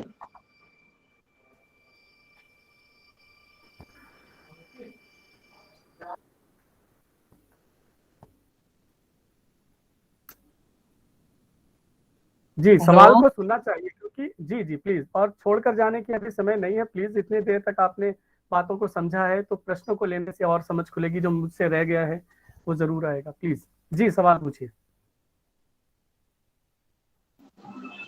सर आपका प्रेजेंटेशन बहुत अच्छा रहा है। चलिए, ये तो बहुत बहुत शुक्रिया आपका। सवाल क्या है ये बताइए। सर जैसे दिल्ली में स्पेशल एजुकेशन के लिए दिव्यांगजनों के लिए डीएसएसबी ने एक काम किया, क्या ये यूपी में भी एक प्रयास हो सकता है इसके लिए? जैसे ये एक आज आयोजन हुआ है, इस तरीके से अगर कोई मुहिम चले तो सर ये एक माध्यम से सभी जो बोर्ड हैं ये स्पेशल बीएड के लिए वैकेंसी निकाल करके दिव्यांग बच्चों के लिए ये उनकी शिक्षा को सुरक्षित कर सकते हैं। सर ये जहाँ तक बात है, मैं जितनी जानकारी रखता हूँ, हालांकि हमारी प्रेजेंटेशन से रिलेटेड नहीं है, लेकिन आपकी चिंता सही है, इसमें मेरा भी ध्यान रहता है। ये अब पूरे भारत में ऐसा होने जा रहा है, क्योंकि जो हमारी नई शिक्षा नीति आई है जो 2020, उसमें ये बात वाज़ेह तौर पर साफ कर दी गई है कि अब कोई भी लेवल ऐसा नहीं छोड़ा जाएगा जहाँ पर किसी भी भेदभाव को देखा जाए। तो अनकरीब ही अगर कोई आंदोलन चलाया जाता है, मैं तो यही कहूँगा अगर जल्दी कोई चीज़ चाहिए तो आंदोलन से मिलती है, वो मिल सकती है। हाई कोर्ट दिल्ली का फैसला है, और पहले ही हमारे पास आरटीई एक्ट मिल चुका है हमें, जिसमें दांत भी है, आज पनिशमेंट भी है, और साथ साथ आरटीई है जो हमें बहुत मजबूती देती है, और अगर आने वाली जो पॉलिसी आई है हमारे पास, ये भी बहुत मजबूत है, इस बारे में स्पष्ट है। तो आप निश्चित रहिए, बाहरी राज्य में ऐसे शिक्षकों को रखा जाएगा। प्लीज सर सर मैं भी दिल्ली में इस आगरा में गांधी मेमोरियल स्कूल में एज ए स्पेशल। जी बहुत अच्छा। कोई और सवाल पूछना चाह रहा है तो प्लीज यस पूछें। Sir. Sir good afternoon. Very good afternoon. आवाज आ रही है सर? जी जी प्लीज अब पूछिए अपना हाँ सवाल। सर मेरा क्वेश्चन ये है कि मैं मुंबई में रहती हूँ एंड जी स्पेशल एजुकेटेड हूँ आईडी फील्ड में। तो जी अभी मेरे पास एक लड़का है जो 19 इयर्स का है। जी ठीक है, मैं वोकेशनल क्लास हैंडल कर रही हूँ, अभी जस्ट वहां ज्वाइन की हूँ, 1 ईयर हो रहा है। तो एक लड़का है जो 19 इयर्स का है। सर वो मराठी तो उसकी बहुत अच्छी है लेकिन बोलता है हिंदी, बट इंग्लिश उसकी उतनी अच्छी नहीं है। एंड उसका चाहना यह है कि हम कुछ भी करें लेकिन हम कंप्यूटर के फील्ड में जाएं। अच्छा उसको वो मतलब अभी जैसे कैसे जैसे टाइपिंग का काम हो, बट उसकी टाइपिंग वो मराठी में कर लेता है, इंग्लिश में नहीं करता है। एंड हम कहीं पे भी जा रहे हैं उसके लिए या उसके जॉब के लिए, कोई भी ऑर्गेनाइजेशन, छोटी छोटी ऑर्गेनाइजेशन है, वहां पे जाते हैं कि आप इसको रखो, तो वो लोग का नाम ये है कि इसको तो इंग्लिश आती नहीं है। एंड वो लोग उसके जो बायोडाटा मैंने बनाया उसको रिजेक्ट कर दे रहे हैं। तो इस सिचुएशन में मुझे क्या करना चाहिए? देखिए अभी चूंकि अभी 19 साल की उम्र है तो पहला सवाल तो मैं बिल्कुल बिना कुछ संकोच के कहूंगा कि शिक्षा को जारी रखा जाए, पहली बात। ओके। और क्योंकि 19 साल बहुत जल्दी है। अगर कोई बच्चा ऐसा है, आपने बताया कि कौन सी दिव्यांगता बता रहे हैं आप? ID, intellectual disability. इंटेलेक्चुअल, तो कितना है इंटेलेक्चुअल डिसेबिलिटी उसको? माइल्ड लेवल है सर, माइल्ड लेवल का है, माइल्ड। माइल्ड है। तो यस अगर सर। माइल्ड है और वो इसको कर पा रहे हैं तो आप कुछ टास्क दे करके उनको ये काम कराओ, और साथ में आप उसको डिमोटिवेट बिल्कुल ना करें। बहुत नहीं सर, सारी मैं नहीं ऐसी कर। ऐसे हम्म ऐसे ऑर्गेनाइजेशन है जिनकी मैं भी बात कर रहा था कि आप आसपास में देखिए, महाराष्ट्र है तो मराठी में बहुत काम चलता है, बहुत हम्म ज्यादा। दरअसल इंग्लिश की हम्म बात कह के ना उसको टालने वाली बात है, और कोई कारण मुझे नजर नहीं आ रहा है। तो हम्म। महाराष्ट्र में ऐसी टाइपिंग प्लेसेस है, आप बात कर सकते हैं किसी एडवोकेट से कि आपके यहाँ पे जो भी डॉक्यूमेंट आते हैं टाइपिंग के लिए, प्लीज आप वो आप हमें दीजिए, हम टाइप करवाएंगे, ये बच्चा हमारे ओके पास है। Okay okay. क्योंकि वो पैसे देते हैं दूसरों को, मैं इस हाँ फील्ड का हाँ। अनुभव जानता हूँ। तो आप उनसे कांटेक्ट ले लीजिए कि आपका कुछ भी आप हम साथ में सुबह दे दीजिए, एंड हम्म देन आसपास के जो कोर्ट्स हैं उनमें 3-4 से कांटेक्ट कीजिए। और जब आपका ये प्रयास 2-3 महीने चले, आपसे फेक एडवोकेट जुड़ेगा, सारे भी जुड़ सकते हैं। Okay okay okay sir. उसकी टाइपिंग को मराठी में ही हॉर्न कीजिए आप, क्योंकि महाराष्ट्र ओके। में तो मराठी में चलता है बहुत कुछ। ये सर। सेकेंडली क्या है, प्रिंट मीडिया में और जो इलेक्ट्रॉनिक मीडिया है, जो वेबसाइट्स हैं, उन हम्म वेबसाइट्स के ऊपर भी मराठी में बहुत सारी न्यूज चलती है। अभी जो हमारी ब्रांच के हमारे जो डायरेक्टर हैं सिंगारे जी हैं, और वो महाराष्ट्र से हैं। ठीक है, उनकी एक बुक उन्होंने भी पब्लिश की। बहुत सारे फ्रेंड्स आईएएस और पीसीएस जो उनके मिलकर बनाई है, उन्होंने पूरी की पूरी मराठी में थी, है ना। तो हम ये नहीं कह सकते मैम कि मराठी ये इंग्लिश की वजह से जॉब नहीं मिल रही है, ये सिर्फ एक टालने वाली बात होगी। थोड़ा सा यहाँ पर आप अपने प्रयासों को मजबूत कीजिए और ऑप्शन ढूंढ लीजिए जो कि आपको बच्चे को जॉब दिलाने में, बल्कि सेल्फ इंडिपेंडेंट होने में मदद करेंगे। तो इसके लिए मैं यही कहना चाहूंगा, और इंग्लिश भी सिखाते बहुत बहुत रहिए। धन्यवाद सर। निश्चित ही आपका प्रेजेंटेशन, आपके प्रस्तुतिकरण और साथ ही साथ विषय के सारगर्भित भाव को रखने का जो भाव था, वह सभी के समझ सूझ और निरंतरता के साथ समावेशन की प्रक्रिया को और वृहदता की तरफ ले जाने वाला था सर। बहुत बहुत धन्यवाद सर, आपने विभिन्न बिंदुओं पर एक्सपर्ट व्यू हमें दिए। समय की बाध्यता है और आप भी बहुत व्यस्ततम कार्यक्रमों में रहते हैं, अतः आपसे जो हमें अनुमति के तौर पर समय मिला था, उस समय को लगभग 15 मिनट हम लोग बाउंड कर रहे हैं।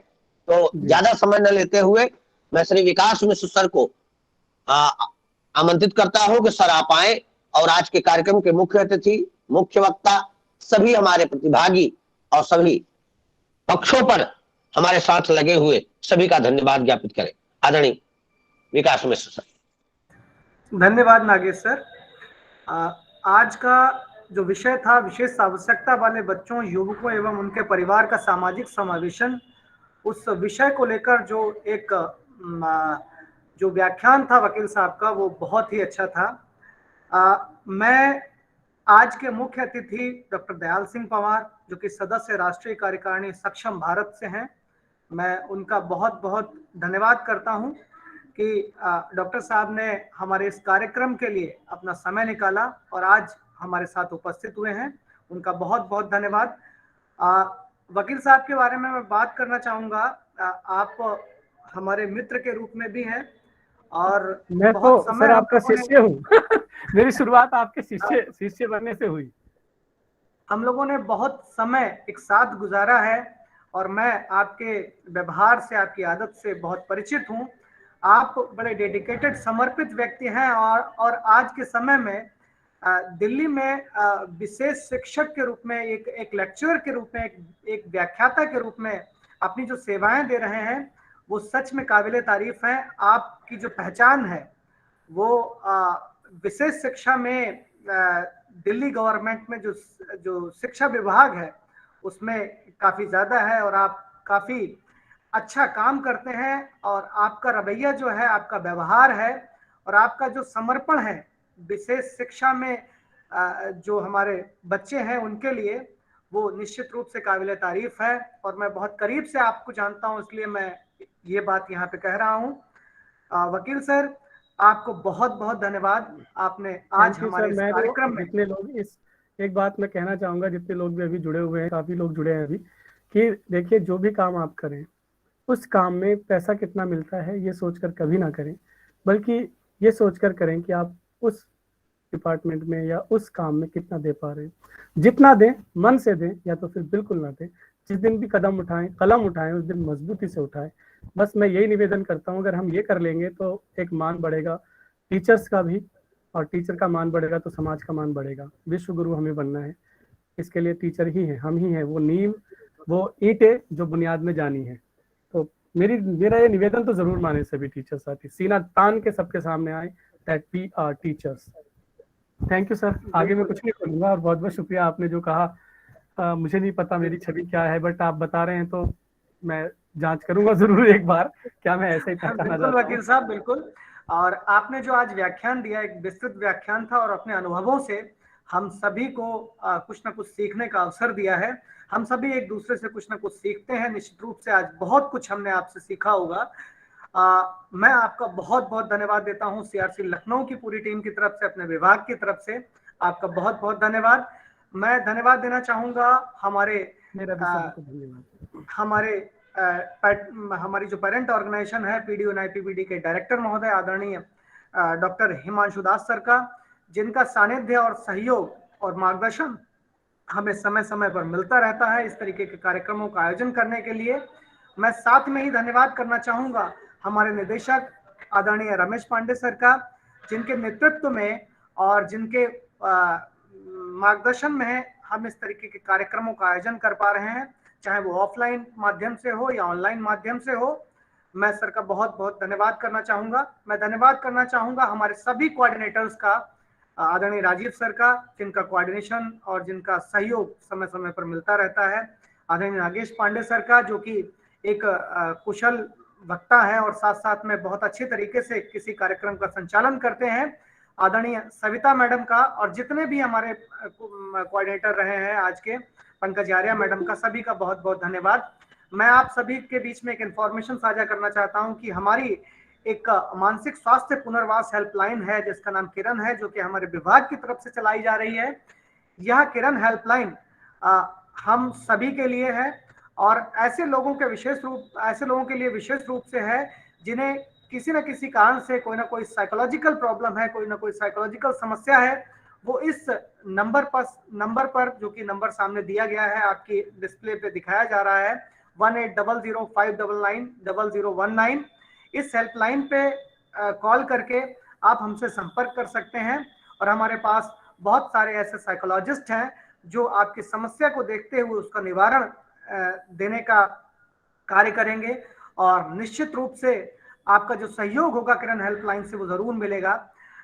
मैं अंत में धन्यवाद देना चाहूंगा हमारे जितने भी प्रतिभागी हैं उन सभी प्रतिभागियों का, क्योंकि उनके जुड़ाव के बगैर, उनके साथ के बगैर शायद किसी सफल कार्यक्रम की कल्पना नहीं की जा सकती। मैं आप सभी पार्टिसिपेंट्स का बहुत बहुत धन्यवाद देता हूं। साथ में धन्यवाद देता हूं अपनी आईटी टीम का, जो कि लगातार हमारे लिए इस तरीके से कार्यक्रमों का आयोजन करती है। एक छोटी सी इंफॉर्मेशन और जो आप सभी के मध्य में साझा करना चाहता हूं, जो हमारे सीआरसी लखनऊ में एक क्रॉस डिसेबिलिटी शीघ्र हस्तक्षेप केंद्र भी खोला गया है, जो 0 से 6 इयर्स के जो बच्चे हैं उन लोगों के लिए है। यहाँ पर आकर उन लोगों को जो सेवाएं दी जाती हैं वो सामने दिखाई गई हैं। बाल चिकित्सा, भौतिक चिकित्सा, वाक एवं श्रवण चिकित्सा, वाणी एवं भाषा हस्तक्षेप, व्यावसायिक चिकित्सा, विशेष शिक्षा, व्यवहार संशोधन एवं परामर्श, संज्ञानात्मक कौशल प्रशिक्षण, परिवार चिकित्सा, खेल चिकित्सा, सेंसरी इंटीग्रेशन थेरेपी और बहुत सारी एक्टिविटीज हमारे स्पेशल बच्चों के लिए जो कि 0 से 6 इयर्स के हैं उनके लिए यहाँ पे की जाती हैं। और जितने भी डिसेबल हैं, जितने भी दिव्यांग भाई बहन हैं हमारे, उन सभी को ये सेवाएं दी जाती हैं। लेकिन इसमें जो एज ग्रुप है वो 0 to 6 ईयर है, क्योंकि जितनी जल्दी हम बच्चे की पहचान कर लेंगे, जितनी जल्दी हम अर्ली इंटरवेंशन शुरू कर लेंगे, मुझे लगता है उसका रिहेबिलिटेशन उतना ही ज्यादा आसान हो जाएगा। तो ये एक हमारा क्रॉस डिसेबिलिटी सेंटर है जिसके बारे में हम आपको यह सूचना दे रहे हैं। पूरे भारत में ये सेंटर्स चल रहे हैं। अभी तक 14 सेंटर्स एस्टैब्लिश हुए हैं, स्थापित हुए हैं। तो सीआरसी लखनऊ भी इस तरीके का एक सेंटर एस्टैब्लिश किए हुए है। इसी के साथ ही आपको बताना चाहूंगा कि आपके बीच में आपके मैसेज बॉक्स में हमारा एक गूगल फॉर्म सेंड किया गया है, जो कि लिंक है हमारे जो आपको सर्टिफिकेट प्रोवाइड किया जाएगा उसका लिंक है। आप सभी लोग इस लिंक को भरें और निश्चित रूप से हमारे द्वारा जो सर्टिफिकेट बनाया जाता है, दिया जाता है, वो आपको आपकी ईमेल आईडी पर मिल जाएगा। लेकिन आप अपनी ईमेल और आपका नाम बिल्कुल क्लियर भरें, जिससे कि हम आपको ये सर्टिफिकेट देने में हमें कोई असुविधा ना हो। इसी के साथ मैं फिर से वकील सर का बहुत बहुत धन्यवाद देता हूं और सभी पार्टिसिपेंट का धन्यवाद देता हूं। आप सभी का दिन शुभ हो। आप सभी को बहुत बहुत धन्यवाद, सादर प्रणाम। आप सभी लोग बहुत बहुत धन्यवाद, बहुत बहुत धन्यवाद। Thank you sir, thank you very much. बहुत बहुत धन्यवाद सर। आप सभी